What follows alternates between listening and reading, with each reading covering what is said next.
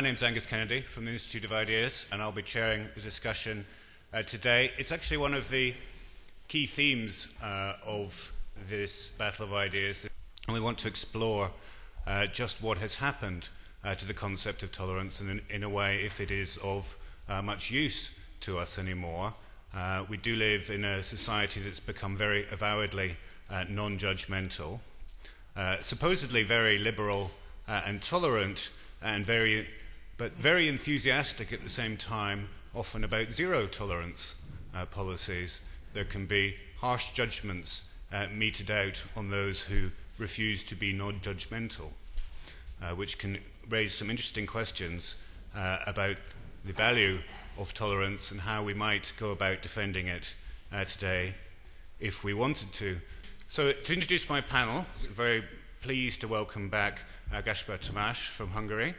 Gáspár was a leading dissident in Hungary in the 1980s. He was one of the founders of the Liberal Party in the late 80s and was elected as an MP to the Hungarian Parliament in 1989. Recently, or relatively recently, become a dissident again, realising that there were still battles to be fought for freedom in Hungary.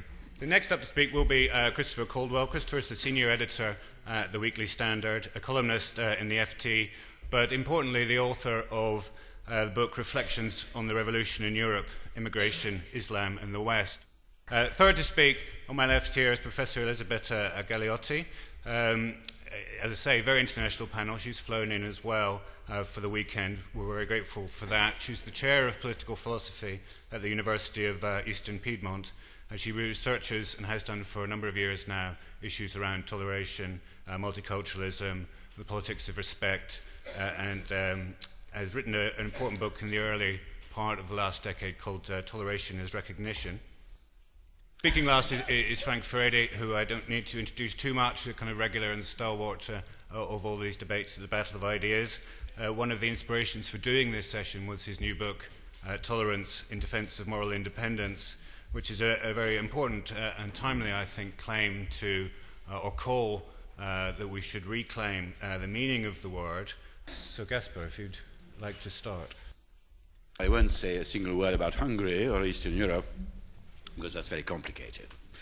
But just for a captatio benevolentiae, we have now a government that comes from a kind of power base that has been tolerated by the tolerance, and now we have to try out how will be tolerated by the intolerance.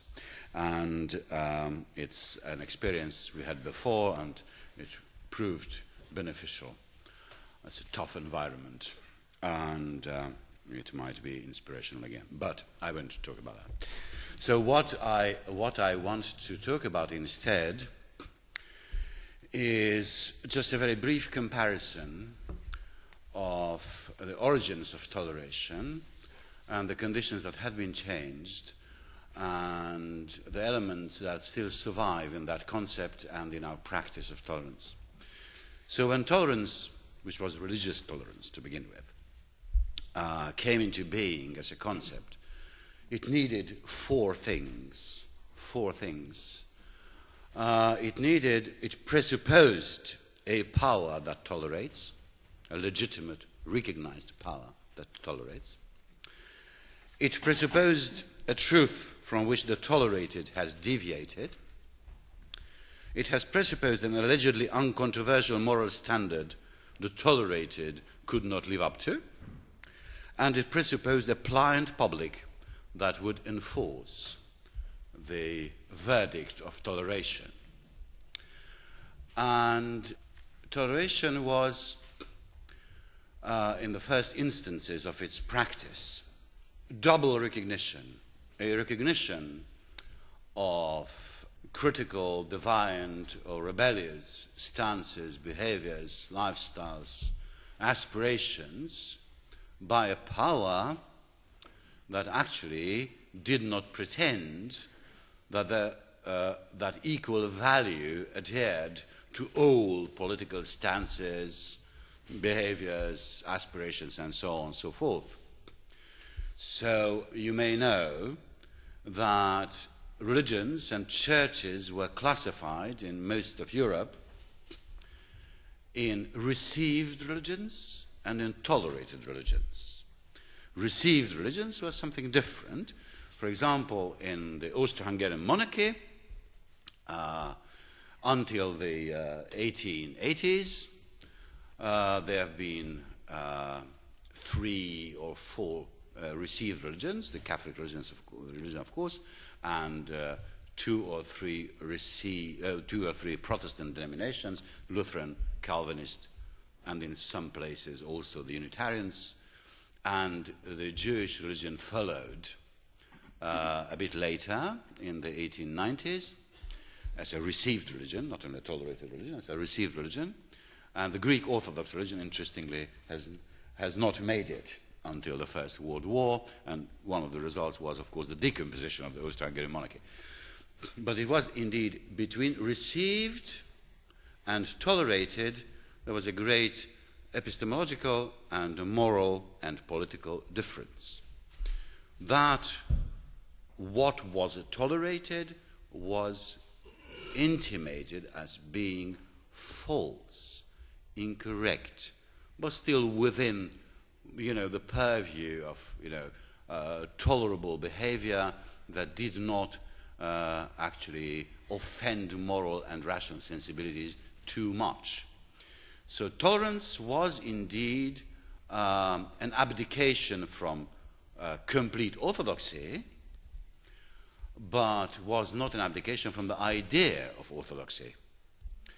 And there was a difference, an avowed and confessed and open confession that states and established churches could not fill the whole of social life, but they never pretended that they were not right and that all the others were wrong, although we could have some sympathy and understanding for them, and we recognized that life was such that erroneous views and lifestyles and aspirations of a lesser value could find their place there too, right?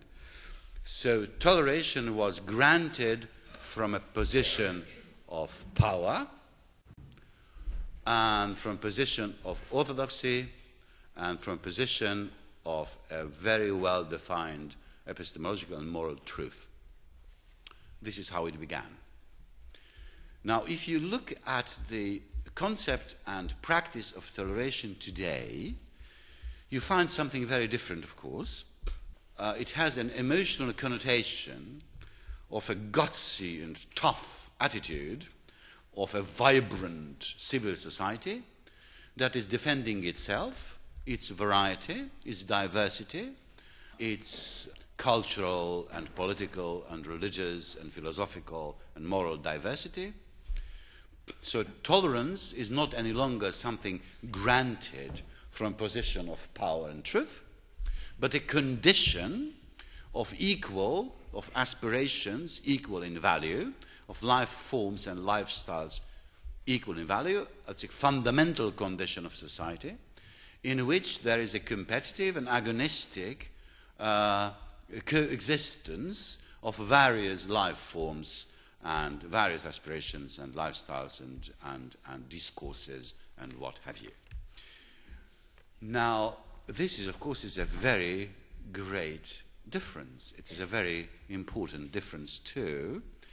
And we have to recognize that there is some difficulty in the contemporary form of the idea of toleration because it still carries remnants of its origins.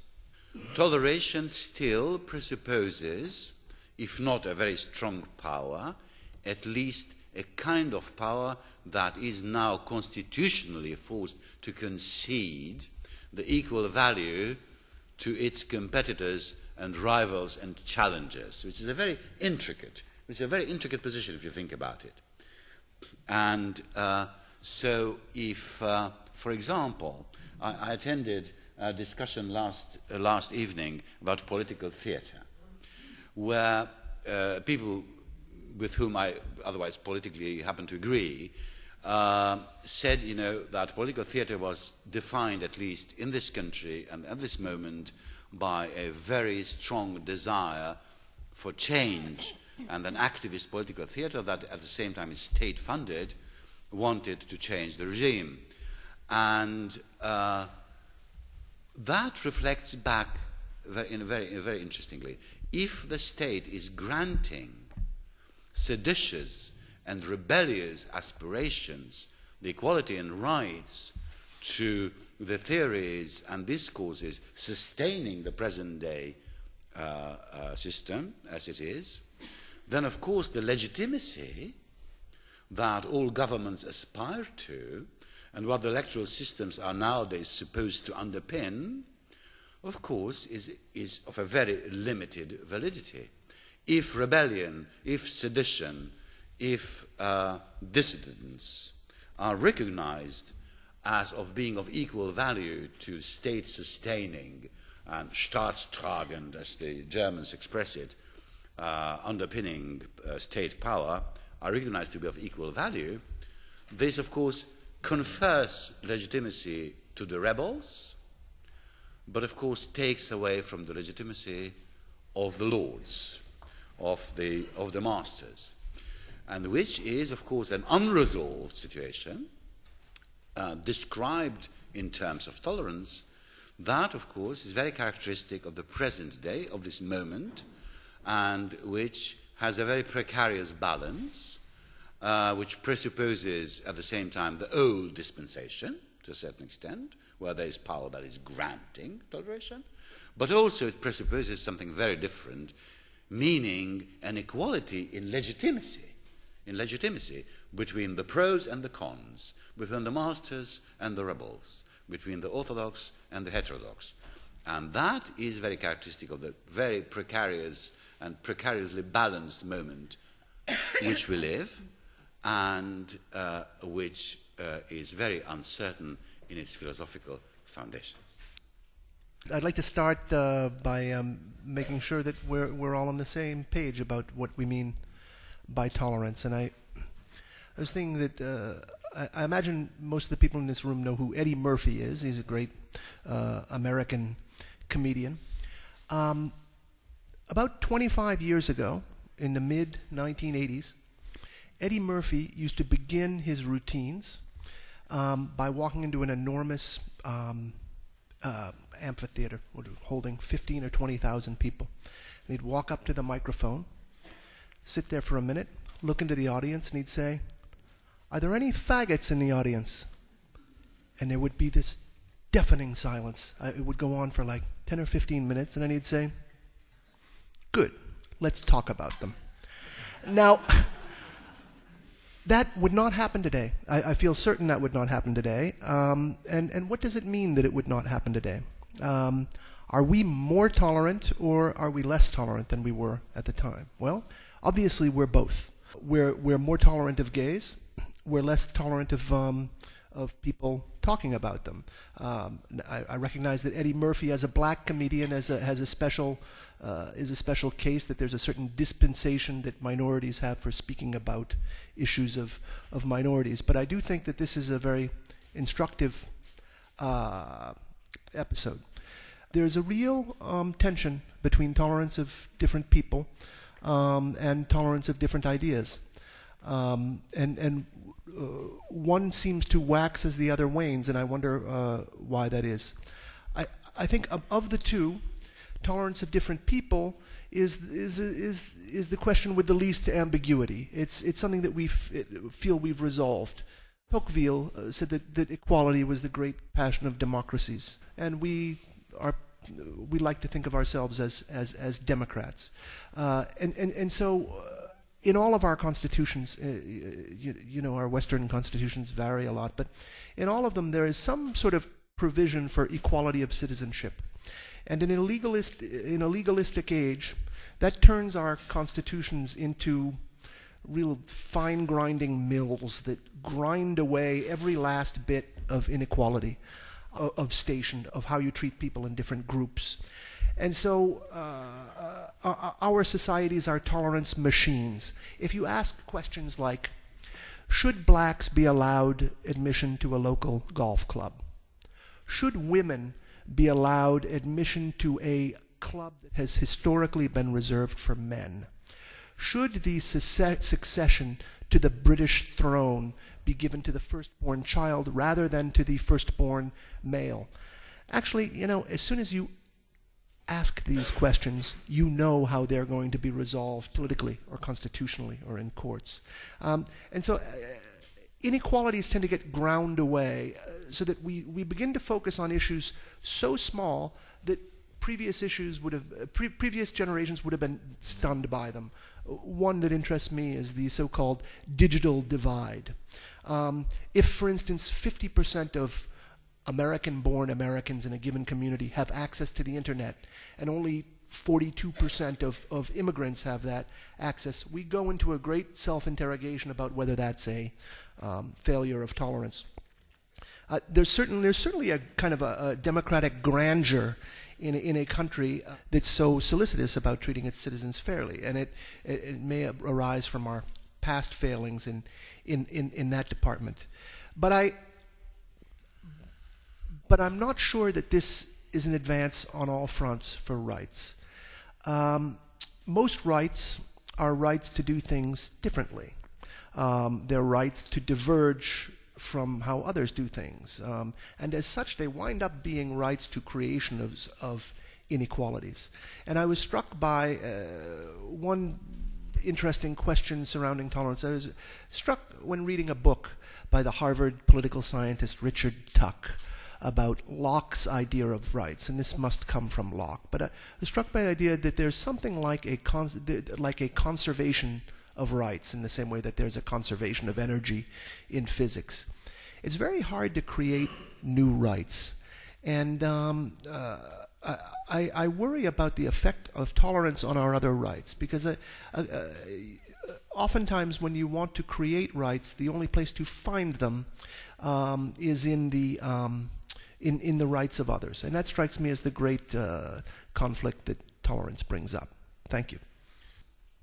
Unfortunately, I have no joke to start with, but only, being a professor of political philosophy, conceptual analysis. So to the original question, has tolerance gone too far?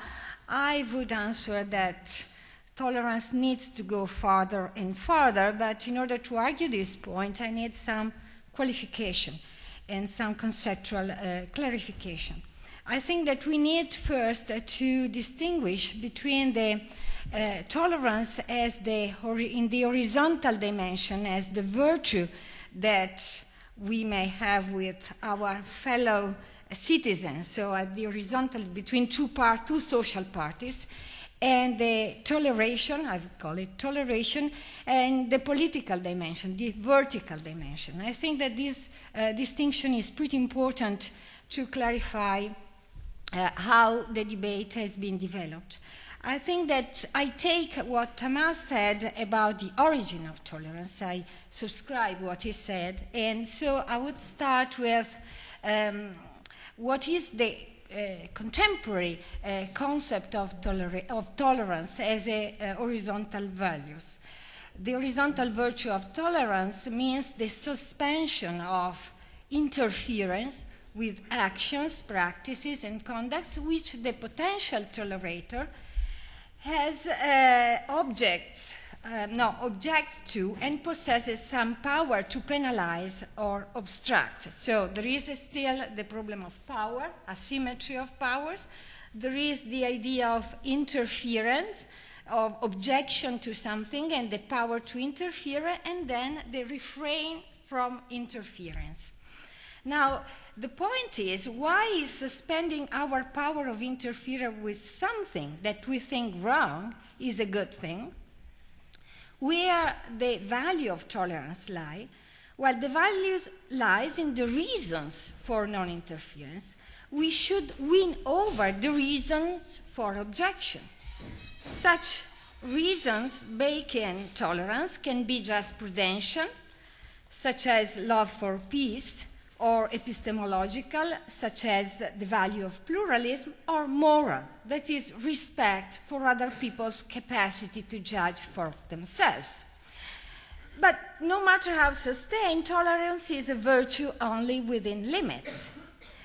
And because, for example, tolerating murder, far from being a virtue, is a culpable indulgence. So the limits which the theory of toleration have always devised are basically the two principles of self-defense and harm to others. Now, there is a big controversy on how to interpret these two principles, but let's say in the abstract they are quite self-evident. Now, the question to ask is the following. Can this horizontal tolerance, this concept of horizontal tolerance, apply also to the vertical dimension? Is political toleration the attitude and action of the state which suspends an objection towards certain practices for various reasons? I think that this description fits with the reality of the pre-liberal absolute state, the state that Tamás was describing, where the absolute king or queen decided to tolerate believers of different creeds, usually out of political expediency, not out of any matters of reasons of justice. Now, the situation is different in liberal democracy, though. We have a wonderful quotation from Thomas Paine in The Rights of Man, when he was commenting on the French Constitution of 1791, and I don't have the quotation here, but you can go and look for it by yourself. But basically, when the liberal state is established, toleration is transformed from an act of grace, of discretionary act of the sovereign, into the universal rights of citizens. At that point, the political principle and the social virtue of toleration part their way. Before liberalism, the king had good reasons for non-interference, but within liberalism, the state has a duty to toleration corresponding to the right of conscience of citizens. Moreover, toleration enlarges its scope because it's not just freedom from persecution. Remember what Tamás was describing before, not all religions were on an equal basis, but now it's equal liberty of conscience. Briefly, the political principles of toleration establishes the state as the relatively neutral arbiter among the different views and opinions of its citizens, granting equal liberty for all. In a democracy, it's not up to political institutions to object to lifestyles, views, and practices of citizens as long as no right is violated. So what he was talking about before, the fact that there are these different views and somehow we have lost the ideas of truth, it's constitutionally inbuilt in the fact that the state has no how can I say, right to make judgments about how people should live, how they should think about, how they should judge, because this is granted by the equal freedom of opinions and conscience. So coming back to the original questions, clearly, whether tolerance has gone too far, clearly this question points to the limits of tolerance and asks whether they should be redrawn or restricted without doubting its values, both as a horizontal virtue and as a political principles. So the question can be rephrased as, what counts as harm? Only rights violations or also offenses? Psychological or symbolical harm? Only to others or also to selves? And also the defense of democratic orders means only direct attack to state institutions, like terrorist attacks, or also ideological attack, or even the upsetting of the orderly social life by means of strange and unfamiliar customs and traditions. So the analysis of actual hot cases around toleration nowadays has led me to hold that toleration should not be restricted if we care for justice and equal respect. because question of toleration arises when members of marginalized minorities get into the public space in a visible manner with their different traditions and customs, hence accept and claims from themselves the same liberty enjoyed by cultural majorities, hence upsetting the conventions and standards of propriety or, civility of that society. Now, given that in liberal democracy only political authorities has the coercive powers to interfere with people's liberty, such claim call into question political authority to settle the conflict and reaffirm the boundary for tolerations. And I hold that the solution should be decided by cases, but some normative guidelines should be kept into mind. The normative guidelines has to do with treating people with justice and avoiding double standards. In my book, I put forward an argument as to why there should be no limits to tolerance, and an argument that suggests that the minute limits are raised, then tolerance becomes a meaningless concept. It's not something that you can have in little bits. You can kind of ration out on Monday and Tuesday, but on Wednesday you say no. And I think that one of the reasons why I ended up writing this book is because I noticed that wherever I went, when I was giving lectures or talking to people, most of my colleagues were spending far more intellectual energy working out how to limit tolerance than to expanding it. I mean, I come from a tradition where we try to expand the terrain of tolerance rather than find good arguments, and good guidelines for containing it. I was disturbed by the fact that increasingly, whereas in the old days people would be suspicious of the state to regulate speech and people's kind of behavior, people now look to the state to protect them from other people's speech and other people's behavior. And I was disturbed by arguments that suggested that tolerance really helps the powerful against the powerless. The same people also argued, by the way, that free speech helps the powerful against the powerless. Whereas I naively thought that free speech actually makes it possible. It gives a chance, doesn't give an absolute chance, but gives a chance for those people without power to raise their kind of a view. I think the issue of power is often really falsely posed. I agreed with Gaspar's earlier analysis of the history of it, except for one point. Gaspar said that the precondition of tolerance was power, the power to tolerate. And I think that's 80, maybe 70% true. But actually, if you look at European history, toleration comes about because people realize in France and other places that Christianity can no longer exist in a unified state. You can never bring Christians back together again. And therefore, unless you're going to have permanent wars and bloodshed, you need to tolerate the Huguenots or you need to tolerate the Catholics somewhere else. So it was a concession. And actually, it was an expression of powerlessness, a loss of power. It was the loss of power on the part of monarchies and others that led them, in a very pragmatic way, towards toleration. And I think it's important to realize that toleration almost invariably does have this kind of strange dialectic kind of contained within that. And that's not something that we should sort of forget. One of the reasons why I think people are so dismissive of tolerance is because they misuse the term, or at least don't use it in its conceptual, philosophical sense. Toleration is not about your attitude towards people. The idea that you can tolerate gays or black or white people is a meaningless concept. Toleration, is not about equal rights. Right? It's not about claims to rights. Toleration is principally 99.9% about belief.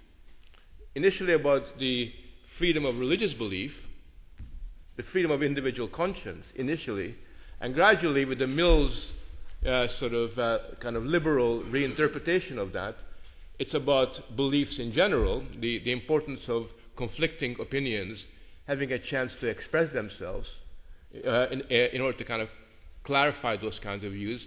And in some cases, if you take Mills a step further, as I do, to act out on those beliefs insofar as you don't do any harm.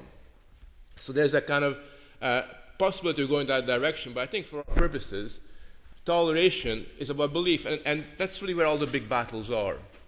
And I think it's quite interesting that we always confuse tolerating groups, which is really about democratic rights, with tolerance. If we overburden tolerance with everything, then it becomes a meaningless term. But more importantly, it becomes a degraded term, because the beauty of tolerance is that it's very specific. It is about the right to a voice. Right? It's about the right to believing what you've learned and acquired through your experiences. It's the freedom to express, which is the most fundamental freedom of all, because all of our democratic rights depend or underpinned by the freedom of speech, the right to voice, kind of in the first kind of instance. I think it's interesting that the arguments against tolerance, and there are a phenomenal number of them, all are based on the same point. First of all, they confuse tolerance often with non-judgmentalism. And the moral authority of tolerance lies in the fact that I actually judge somebody as morally inferior. Their views are morally inferior to mine. I don't know about you, but I often encounter philosophical, epistemological, political positions that I think are wrong. And I feel that my ability to say this is wrong, this is real crap, so what you're saying, but at the same time I tolerate your right to express those kinds of views, gives a civilized resolution to those kinds of problems. And we need to judge, because as Hannah Arendt has argued on numerous occasions, judgment is the precursor to a dialogue, to a political discourse. You can't have political life without being judgmental. Yet what's very interesting is, if you look at, particularly in the United States, is that tolerance is almost always equated to non-judgmentalism. To be non-judgmental is to be tolerant. In fact, tolerance is presupposed on judging. How can I tolerate you if you agree? How can I tolerate you if my judgment is the same as what I have of myself? It's only because I judge you as being wrong, erroneous, that toleration begins to kick in. So it's nothing to do with non-judgmentalism, it's got nothing to do with tolerating groups.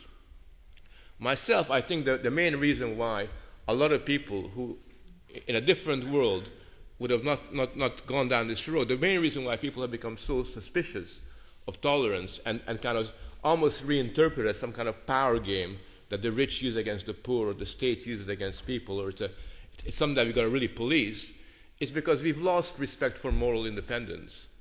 We really do not believe that you and I are morally mature enough to be exposed to erroneous arguments. We really do not think that, we simply think that if we hear an advertiser telling children to kind of buy something, or I'm told to buy something, I'll switch off the TV and I'll go and buy it. If I see pornography, I'm going to act it out next day with somebody down the road. If somebody tells me to hate black people, I'm going to go and burn down a house in a black ghetto. That seems to be the idea that we should be shielded from these sentiments, because essentially we're really not up to listening to that. And I think what's really sad is that this loss of moral independence, or belief in moral independence, is paralleled by, necessarily paralleled by the expansion of the idea of harm. That speech becomes diseased, it becomes harmful. It doesn't just simply offend you, it traumatizes you.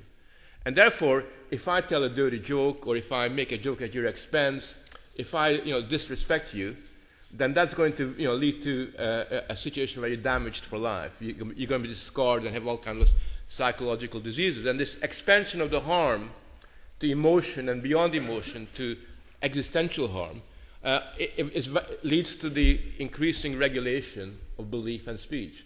And by the way, the hate laws, hate speech, and all the rest of those laws don't just simply regulate speech, they regulate belief, particularly when it comes to children, when you look at the actual sort of curriculum.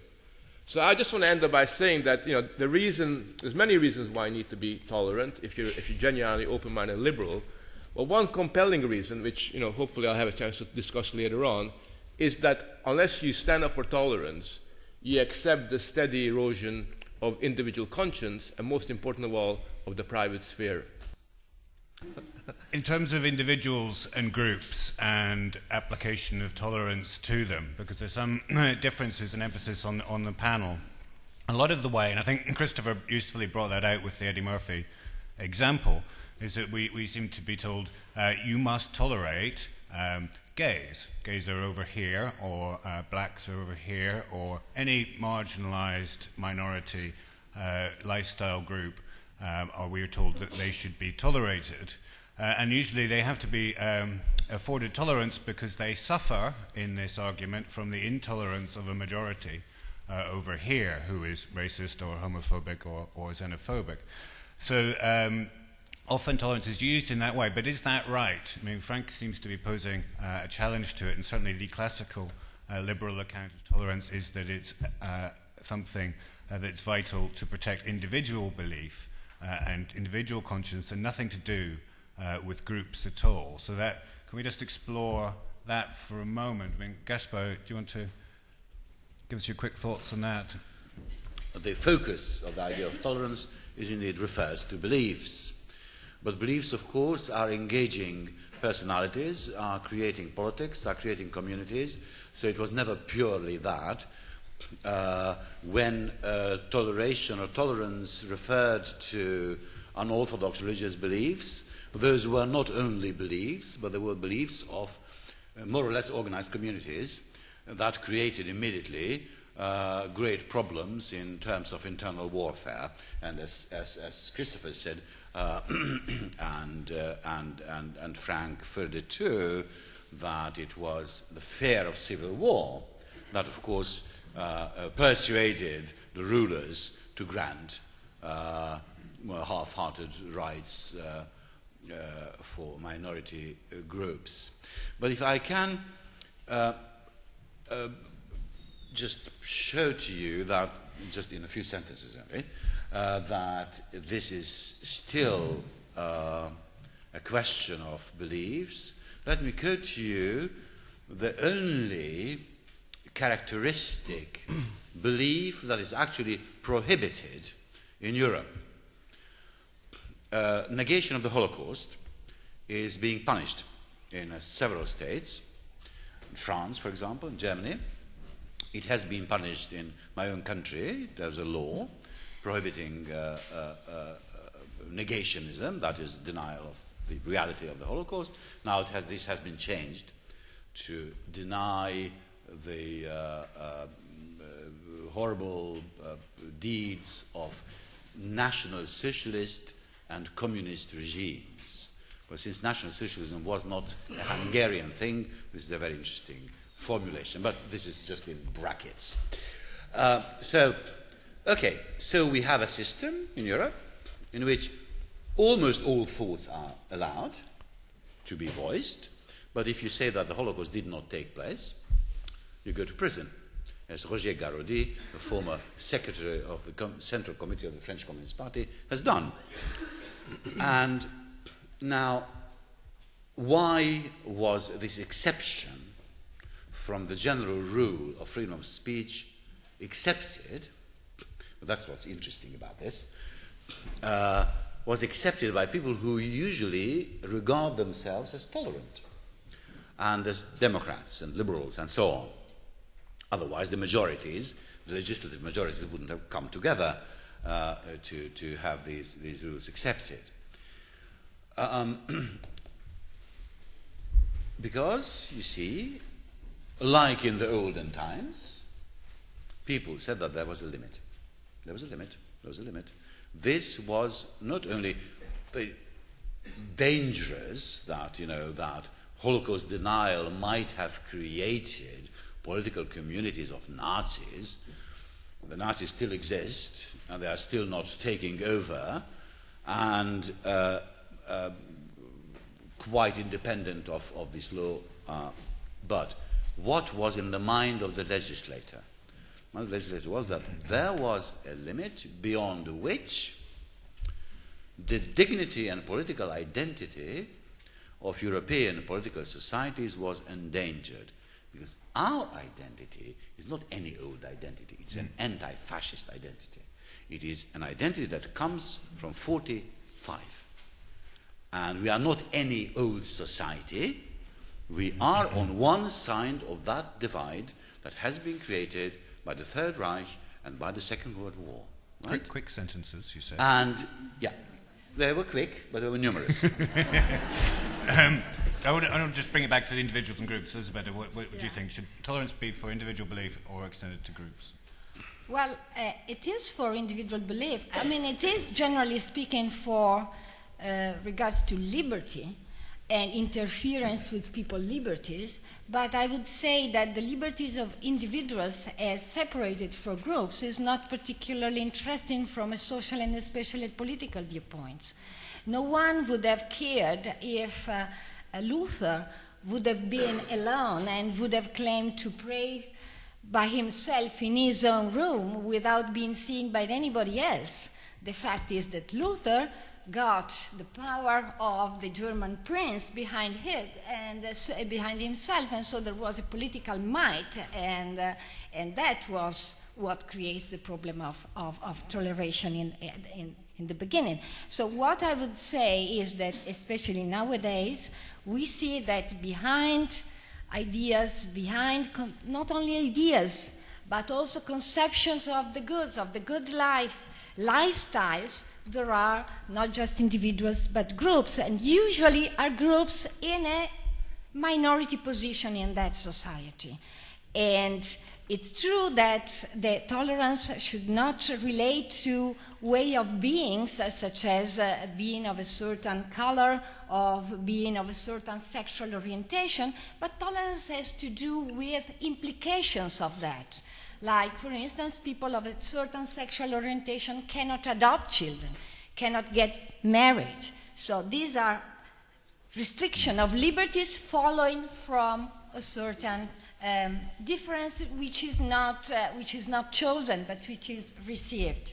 Okay. But, I mean, maybe Frank, you want to come in on this. Is there a problem there that if you're to be tolerated as a member of a minority group, you have to conform to that minority group? So you have to act qua group member, so you're only allowed to be tolerated if you conform.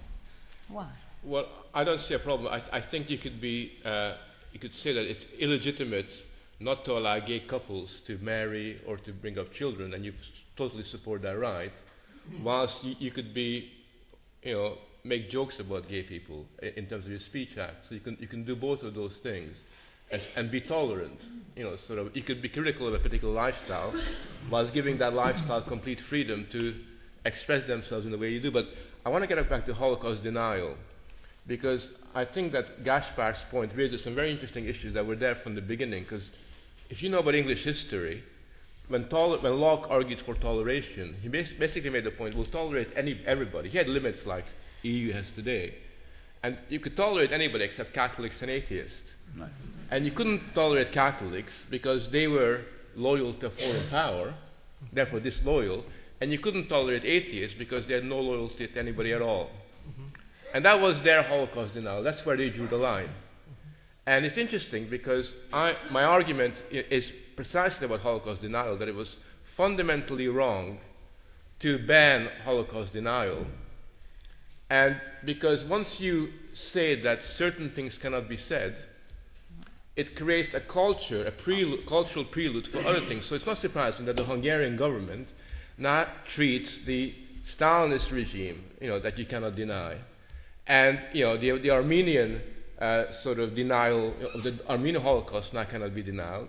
And I can give you a long list of things in Europe now that are banned, that cannot be said, because once people culturally give way to saying that there are certain things you mustn't say, you cannot say, it creates a climate of speech regulation, which doesn't really end anywhere. And it seems to me that this is the problem. You cannot be a little bit tolerant.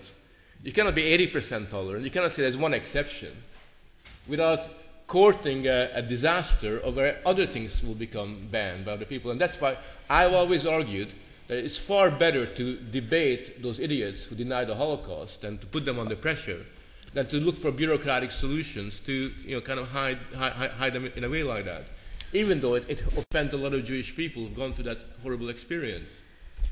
Okay, Christopher, your thoughts, and then we'll go out to the audience to get ready with your points. Yeah, well, I think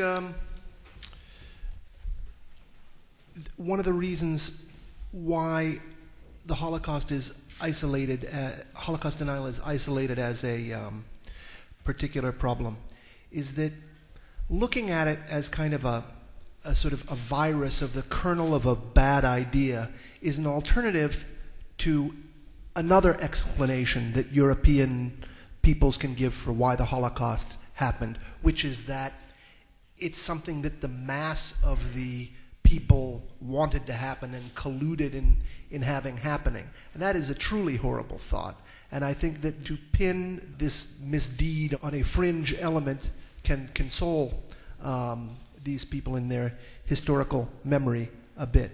But I'd like to just address one thing, which is that tolerance, you can see where these Holocaust denial laws come from, because tolerance has to serve the truth. And the way we can see that tolerance must serve a larger truth is when we think of tolerance, we tend to think of someone like Martin Luther King. We think of a man without power, with more integrity than the majority society around him, arguing in such a way that he changed the mind of society. But there's another idea of tolerance which looks at his representative exponent, not as Martin Luther King, but as, say, Silvio Berlusconi. Okay? If you let people say anything, what people are going to gravitate to is this televised garbage which is going to make them lousier people and lousier citizens. And I say this, by the way, not being probably as big an enemy of the Berlusconi regime as a lot of people here. But if tolerance doesn't serve the truth in the long run, it's going to be vulnerable. On the question of freedom of speech, there was a case in England not that long ago about a baby called Baby P who died at the hands of his carers. And one of the people that the media wanted to blame was a lady called Shoesmith. And she was basically vilified by the press and the media. And it became very clear that in any circles where you wanted to discuss it, that to actually talk about her getting a fair trial was something that you weren't allowed to do. And it just struck me when you were talking about the desire to curb what people can talk about, that it becomes a very emotional thing. Whenever I've raised questions like that, and another case in this country as well, Jamie Bolger, talking about the two boys who killed her and their right to maybe have a life after they've served their sentences and not, maybe they will go on and not commit any more crimes. It becomes a very emotional thing, and it's quite a scary thing when you want to argue something that you see to be quite a rational discussion about, was it Sharon Shoesmith to blame? Did she have the right to a fair trial? Should we blame her for everything? Yeah. I just wondered why it becomes so emotional. Is it the fear of what you're going to expose in terms of the discussion that causes the emotion? You talked about the state being a neutral arbitrator between sort of majority views and minorities who we ought to tolerate, but surely in a democratic state, although yes, it's obviously very popular to talk about listening to the minority, in a democratic state, surely the government should reflect the views of the majority of people in that state. And if the collective conscience of people within the state says that, well, something isn't acceptable for us, then perhaps they ought to make a point about how for that state something isn't acceptable, and if you don't like it, maybe you can go somewhere else. I know that's not a very popular point. We seem to think we should let people say whatever they want, and I sound a bit like a Nazi now, but if I'm allowed to talk about them. But you can say whatever you like. But it's not so much that we're not up to listening to ideas, like you said. It's more that there's an idea that we're saying, no, we don't like this, such as, suppression of women, such as extreme racism, and we say that's not okay for us. And if you want to have that view, well, go somewhere else. And maybe that should be the role of the state, as opposed to being a neutral arbitrator.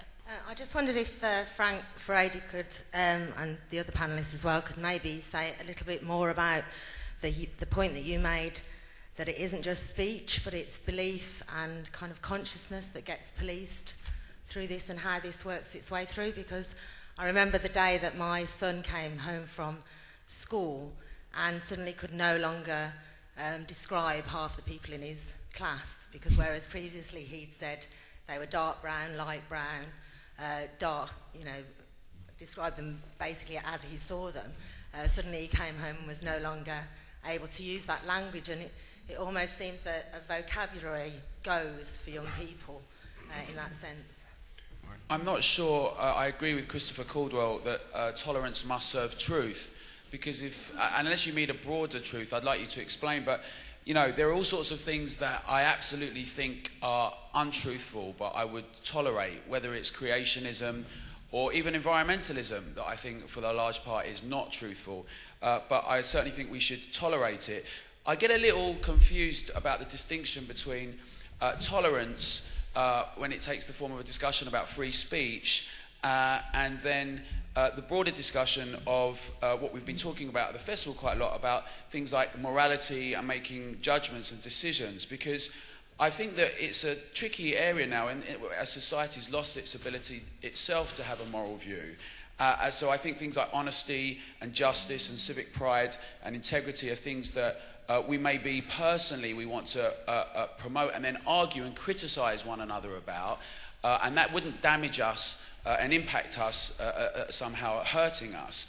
But I think that so I get a kind of, but I think the discussion about tolerance, Frank said not to confuse it with democratic rights, but it seems to me that it is purely, you're making a point about tolerance from the level of free speech, and is it a broader tolerance beyond that?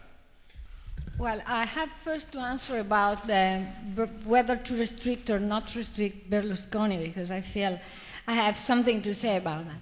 So I share this point that while about those who say jokes about gays, or Berlusconi saying jokes about both gays and women, I think that one thing is to have a censorship which somehow enforce some restriction of their speech, which I strongly oppose. And another thing is that as part of the public, we have a duty, or any sort of sense of that we have a duty to tolerate these things.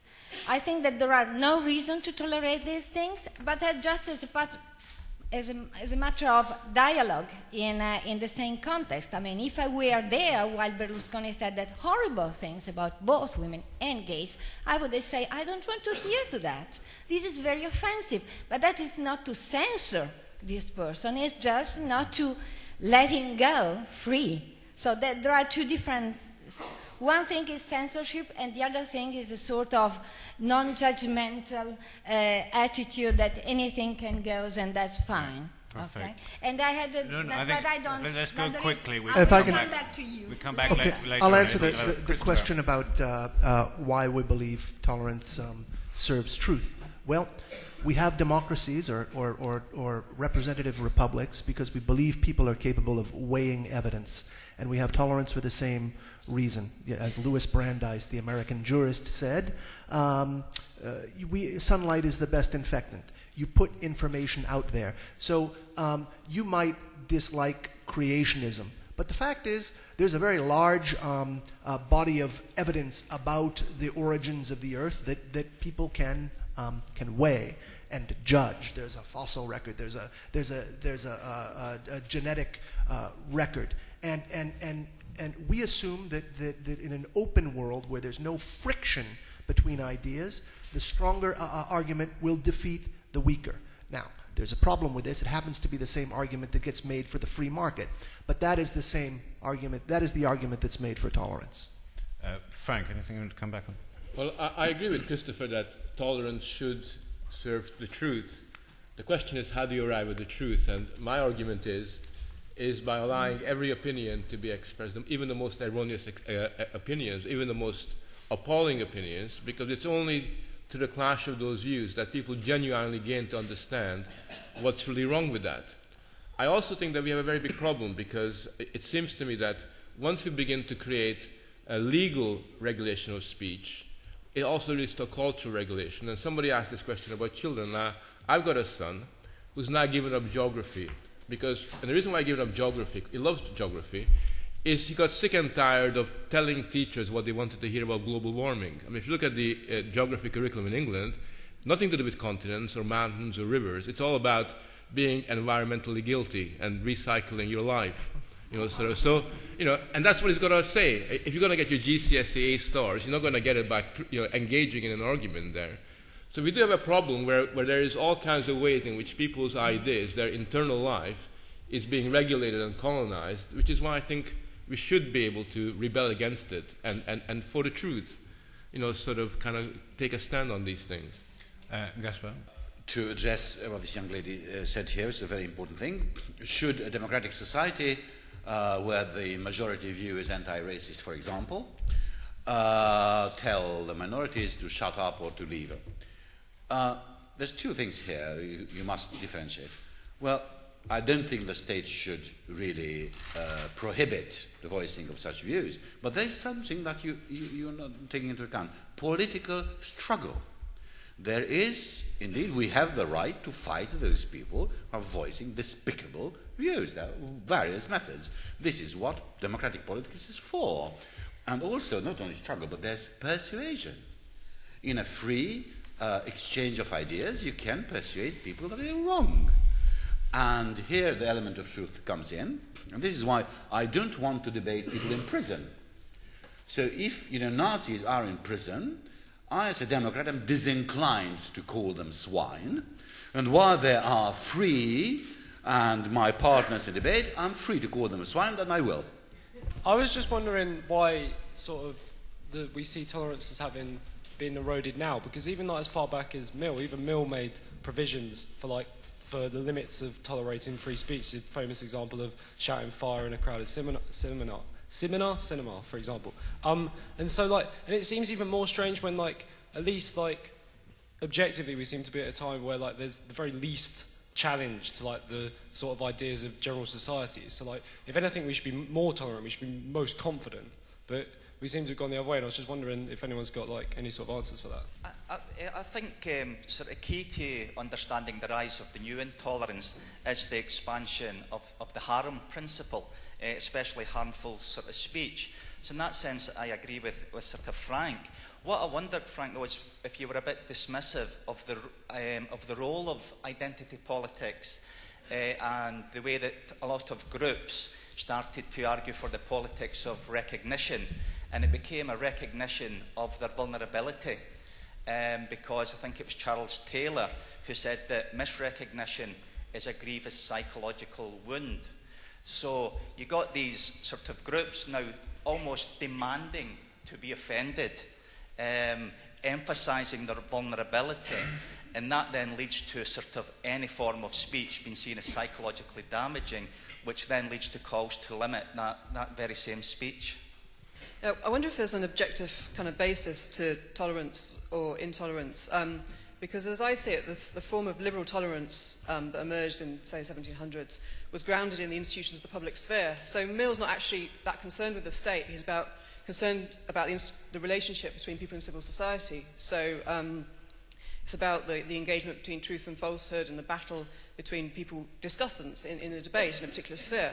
That is the sphere of the coffee shops, the salons, the periodicals that were emerging at that time, a sphere within which people engage with each other outside of the state. I was very struck that Professor Thomas's description of tolerance now took a pre-liberal form, a way of appealing through the state for recognition. And again, the question of truth is that which is given sanctity by the state.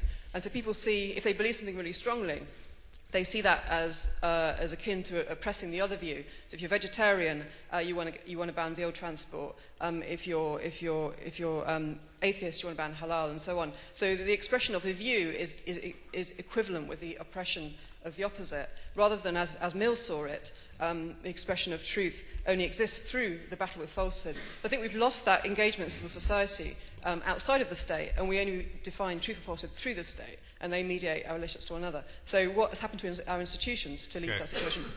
Yeah, I was having a discussion with my students about this week, actually, and they seem to agree, the whole idea of offence, being offensive, the problem of taking offence at everything.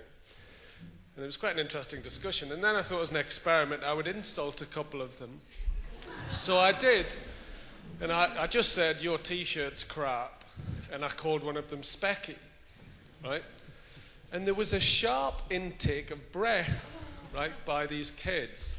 And, perhaps it's just, perhaps that's normal. But it didn't seem normal to me. It was almost as if, to them, I had done this heinous thing, which is you can't be opinionate, you can't express a derogatory opinion about another person. They genuinely seemed shocked shocked almost to the point of like falling off their chairs.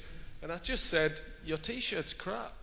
And that really kind of worried me, that it's as if young people genuinely have been brought up with this tolerance framework where making the mildest judgment is quite problematic, at a personal level. This was inspired by the comments about the Holocaust denial.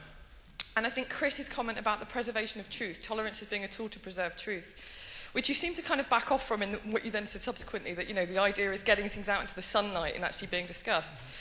But there's a question I have, which particularly relates to what Stuart just said, to do with, I wonder whether or not we've, with tolerance, especially of ideas, as Frank has discussed, there comes sort of conditions of inquiry and of discussion in terms of how we deal with challenging, beliefs, challenging opinions, challenging expressions of those beliefs and opinions.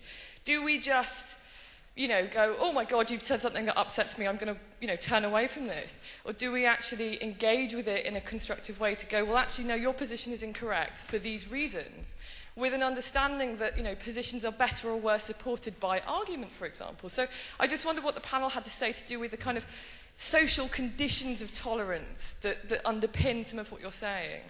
I don't think you can really get the benefits of tolerance if you have a society of sheep. The idea of tolerance is that people must be persuadable, and they also must be gifted persuaders. The idea is to move free individuals, and if you're bumping up against a brick wall of prejudice or preconceptions, then tolerance is not going to do its healthy work. Yes, well, let's don't pretend that toleration is totally harmless and conducive to general felicity. Tolerance means that indeed you have to expose yourself to things that are painful, are unpleasant, and are sometimes intolerable in a psychological, moral, social sense. And indeed our societies, to the extent that are free, are constantly exposing us to things that are hurting our sensibilities. And what are the social conditions to toleration? Well, it's very difficult to say. If conflict is very sharp, and if people are easily offended and revolted by the other side's behavior, style, discourse, vocabulary, and so on and so forth, well, conflict, and even sharper conflict, will ensue. And conflict is not always enjoyable. Democrats are in the habit of extolling and praising conflict as the secret of a vibrant and lively society, but as an old fighter, I can tell you that it can be extremely painful and unpleasant to be constantly criticized and to be told off and heckled and shouted at and so on and so forth, which I have a vast experience of. It can be very, very unpleasant. And so to say that democracies and tolerant societies are a cozy home for societies is a lie. It's not true. It's a difficult thing to do. I do prefer it to its alternatives, but let's don't be insincere about it. I think that there is this general principle that we shouldn't tolerate the intolerance, but when we try to apply this general principle to the real cases in real life, this principle is basically inapplicable, because unless we are facing someone, a terrorist with a bomb in his hands, at that point definitely we should not tolerate this guy. Unless that case, it's very difficult to say which kind of intolerance we shouldn't tolerate. If just views, or it's an associations, or it's a potential risk. All these things are controversial, and being trustworthy of the liberal state and the liberal society, I think that we should be very careful to put too harsh limits on it. Yeah, I think that the reason why tolerance is a virtue is because it's not easy. Tolerance is always a struggle, and in either of two human conditions, if we take the truth seriously, then there's so much at stake in the battles for the truth that obviously tolerance is going to be very difficult to exercise to your opponents. If, as today, we don't believe in the truth very much, which is the problem, then it creates the problems that we got now, where precisely because the truth has been devalued, so too has tolerance. And when somebody asks the question, why have we become more intolerant? It's because people who should know better don't take the truth seriously. If you don't take the truth seriously, then speech doesn't really matter. No big deal. It's far more convenient to shut people up than to be exposed to what are uncomfortable ideas.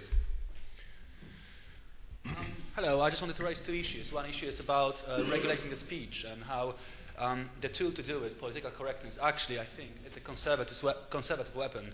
Because what happens is that when you make an inappropriate joke, for example, about Polish people, I'm Polish, so I'm fine with that, but if you do and you say every single Polish person is a plumber, then you obviously generalize.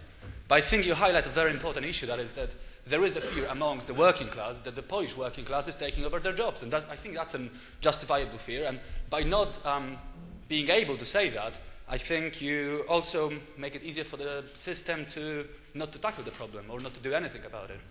That's one thing. Second thing I wanted to raise is what you said, that we live in the anti-fascist society. I think it's not only anti-fascist, it's also anti-absolutist, which means that we're not allowed to have any strong beliefs, because once we have strong beliefs, what happens is that we are told that we have totalitarian leanings, I think, or authoritarian leanings, and then we dismiss, as radicals. So I think political correctness and tolerance right now are used as a weapon against any form of radicalism. And I think that if you want to use strong language, and if you want to, you should be able to use strong language, and you have to have a radical language, I think. And if somebody feels offended by it, or the Nazi that you call a swine, if he feels offended, then I think we should fuck him and say, go to hell. Yeah. Brilliant. I think the problem with political philosophy is that it's easy to oppose something in theory, but in practice, realistically, we do have values, and they're maybe not completely objective, but we do have values as humans, and beliefs that we believe generally to be wrong. So, to me, the problem seems to be with the use of terms. So, toleration, you can't tolerate the intolerable, and you also don't have the freedom to be intolerable. So maybe we need to rethink about the terms that we're using in this debate. Real tolerance means giving people the benefit of the doubt. And I think that I'd like to take out the example of the Occupy Wall Street protest. There's also an Occupy Victoria Square protest in Birmingham going on now, and there's stuff all over the world, as people will know. And I think that we ourselves have a tendency to be intolerant about them. And I'd like to say something and ask the panel's opinion about. I think it's worth making a distinction between those in a position of power and influence. For example, I can't pronounce the man's name, Zizek. It's somebody or other Zizek, and the dregs of the radical left. And those on the Occupy protests who are just following the only things they see on offer as an alternative. And I think we sometimes have a tendency to condemn people in a very indiscriminate and intolerant fashion, and to refuse to take their beliefs seriously and think about where they're coming from. Because I think that there's an awful lot of idiotic things being said on the Occupy What's It protests, like, tax the bankers, make the rich pay, the world is overpopulated, etc. And I see a lot of these things on Facebook, and I also see a lot of people I know coming down on them like a ton of bricks and saying, oh, you're racist, or just refusing to engage in the argument. And I think that in the same way, the reason why the people that are camping out are kids. Camping out in the freezing cold is a kid's game. Some of these people are 18 years old, and I kind of feel don't know any better, and it's not good enough for people for us to just assume they do know any better and just treat them like they are, academics with power and influence. May I say? Yeah. Is that it? Very quickly, 30 seconds. At the risk of contradicting something, seeming to contradict something I've said, people do need to be rational when they discuss these things. But once you have a regime of tolerance, you must respect the opinions of the people who are going out and speaking in the public square. So I completely agree with that last woman. It won't do to say, oh, these people don't know what they're talking about. Their opinions are valuable just because they're their opinions, no matter what they're based on.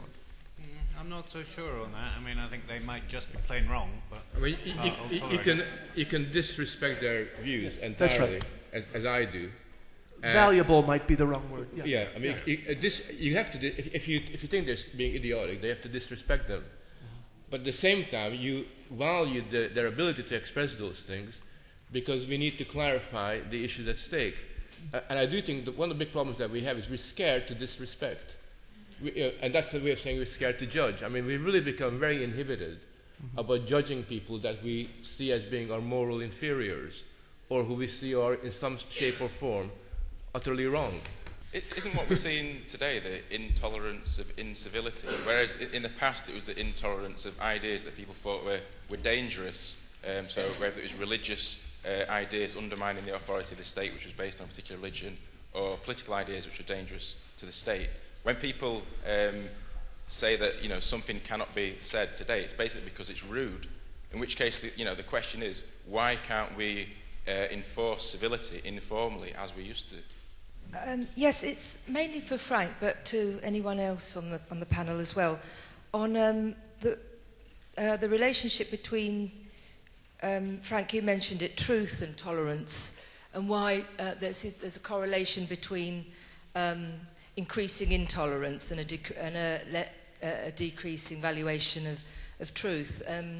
Because I certainly see it in the way knowledge is treated in education, as it being utterly devalued. And to me, that knowledge represents a very important form of truth about different experiences of the world. And somehow I think it is connected to rationality and to the moral autonomy. But I just haven't quite figured out what that relationship is in enough detail yet. And I'd like to hear your thoughts. Yes, just really quickly, are we saying then that that language in any situation is fine, whatever? I mean, speech, for example, if you in the workplace to use sexist language to an employee is kind of sexual harassment, and therefore, and there's a relationship of power there, isn't there? We're not all as equally powerful in all situations. And for example, someone mentioned schools. We really want kind of racist or sexist language in a classroom. I mean, I know they're really extreme examples. Or anti-T-shirtist. Yeah. Okay, yeah. I remember reading one of the groups that were heavily persecuted in the days of Luther in the 16th century were the Anabaptists. And they were persecuted because they believed that a child shouldn't be baptized at birth, but rather should be baptized as an adult when he had made a conscious decision to be to become a religious person. And, that seemed to embody for me, if you like, something that was, the idea of the rational human being making a decision for themselves. The thing that is most obviously characterized throughout the period between then and now was the growth of the idea of the rational human, the Enlightenment and so forth. And liberal democracy, as I understand it, at least the old concept of liberal democracy as Mill and so forth, embodied that idea, the rational human being capable of making a decision for themselves. And so that's directly what's under attack today in all these kind of ideas that pertain to the individual being not capable of making a judgment for themselves, and that the state should pass a law to protect you from these kind of, vile remarks or vile things. Okay. And so what's at stake is something much more than, sort of whether or not someone's offended, but whether or not we can ever be sort of, again, perceived as rational human beings. Quick question for Professor Galeotti. You're saying that we face society as groups,